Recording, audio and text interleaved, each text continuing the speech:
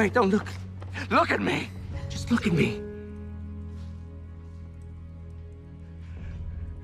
Nothing else matters. Nothing else matters. Only us.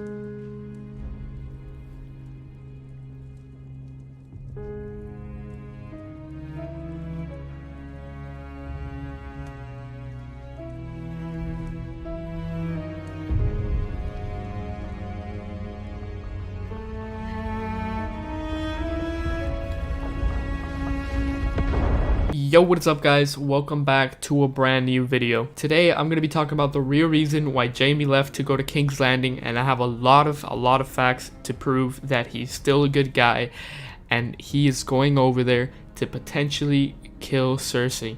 Okay, so there's only two reasons that he is going over there. Number one is to talk her out of it, or number two is to kill her. He's gonna succeed in one of those two things, so one of those two things will happen. The first reason is that I think Jaime was lying to her. Because imagine if Jaime just told Brienne that he wants to go kill Cersei. I think Brienne would have obviously wanted to go with him. She would have done anything she could, and I don't think Jaime would have wanted that because he doesn't want to see her get killed.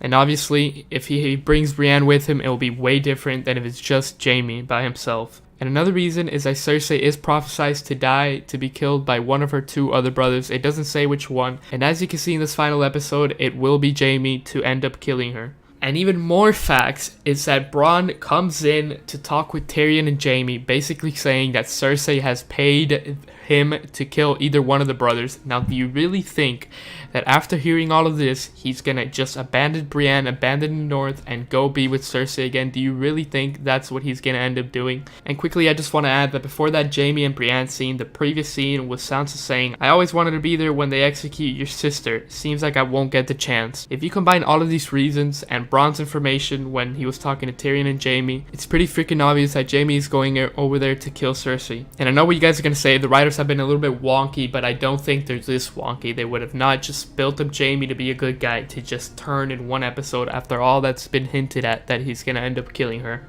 Again, mark my words, ladies and gentlemen, we will see Jaime killing Cersei. Alright, now that we talked about how Cersei's gonna die to Jaime, let's talk about Jaime's fate, the second part of this title. I know it's gonna be sad for some of you, but I do think that Jaime will die killing Cersei. Now, some people are saying suicide, and I don't know about that. Some people are saying suicide right after he kills Cersei, he's gonna kill himself. I don't know about that, I don't think so, but I think the most logical one is the mountain. He's gonna just shatter Jaime. It's gonna just be a brutal scene. They're not just gonna have the mountain sticking around doing nothing. They're gonna use him. Jaime will die to the mountain. I'm pretty sure that's how it's gonna be.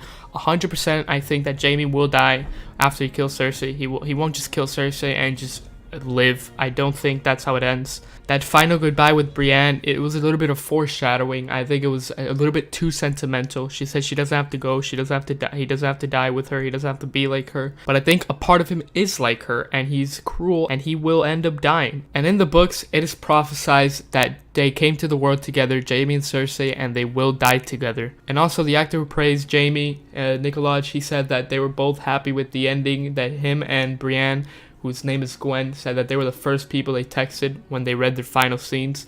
That's just also adding to that little goodbye scene. It's just more facts that Jaime will end up dying, and his last scene was with Brienne. So yeah, he won't have a happy ending, but that is Game of Thrones. So let's summarize. I think Jaime will kill Cersei, and something will happen to Jaime. He could just kill himself, or he could die to the mountain. But I guarantee you guys, next episode, Jaime dies, and so does Cersei. But anyways, guys, that has been the video. Thank you so much for watching. Make sure to leave a like and subscribe to the channel. We post daily, or try to post daily, Game of Thrones content, the best content. And guys, before I go, whatever happens in the show, whatever happens at the end, as Ramsay Bolton once said, "If you think this has a happy ending, you haven't been paying attention."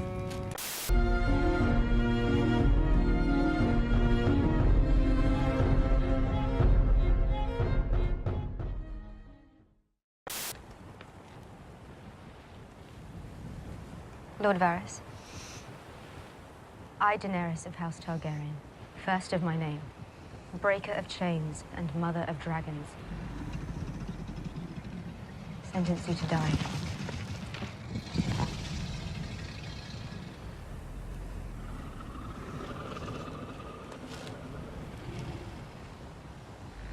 Dracarys.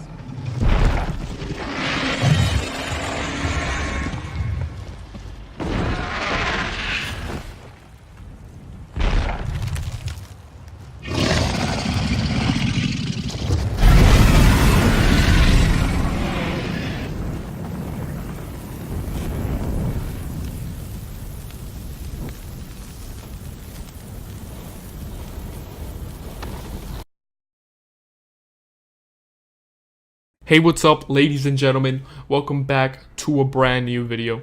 Now today we're going to be talking about a theory, and it's a strong theory. In my opinion, it's a strong theory. It sounds silly by the title and the thumbnail, but just bear with me. Listen to me, guys. Today we're going to be talking about Dany becoming a dragon. Yes, an actual breathing fire dragon, not metamorphically, like physically a dragon.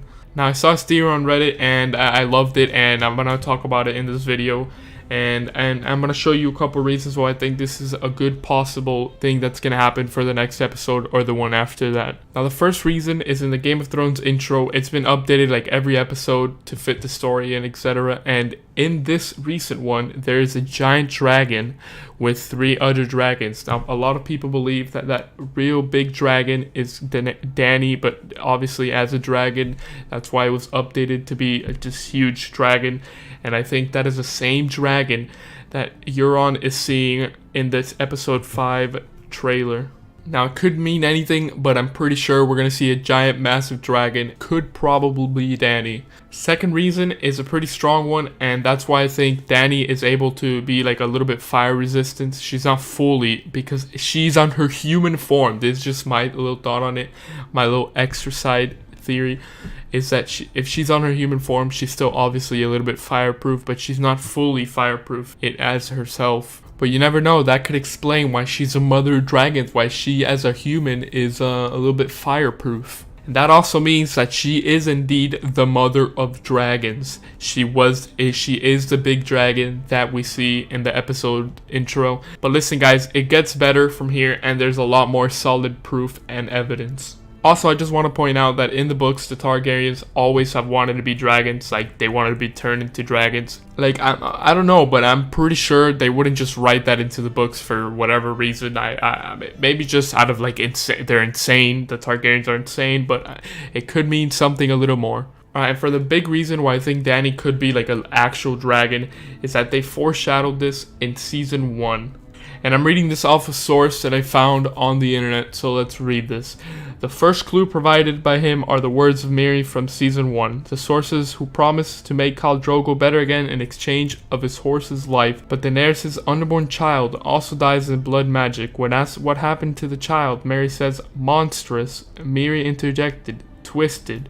I pulled him out myself. He was scaled like a lizard, blind with leather wings, like the wings of a bat. When I touched him, his skin fell from his bones. Inside, he was full of grave worms. I don't know, but that sounds like a dragon, ladies and gentlemen. She could have literally gave birth to half dragon, half man. Like, it could have been entirely possible, because again, she was on her human form.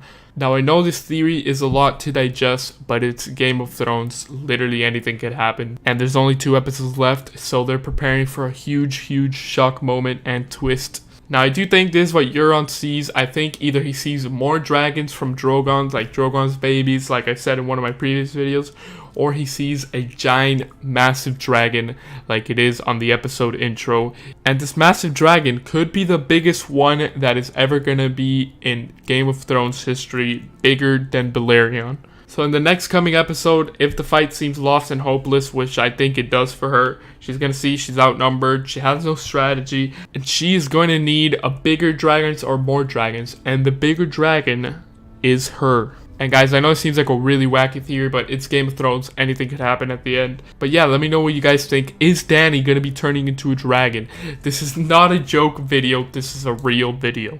And now let's talk about the negatives of this theory. The only reason I don't see this working is because I feel like that's a bit cartoonish. That would just be weird and just ruin the vibe, the way the show is going, or the way the show has been built, if she just literally transformed into a dragon.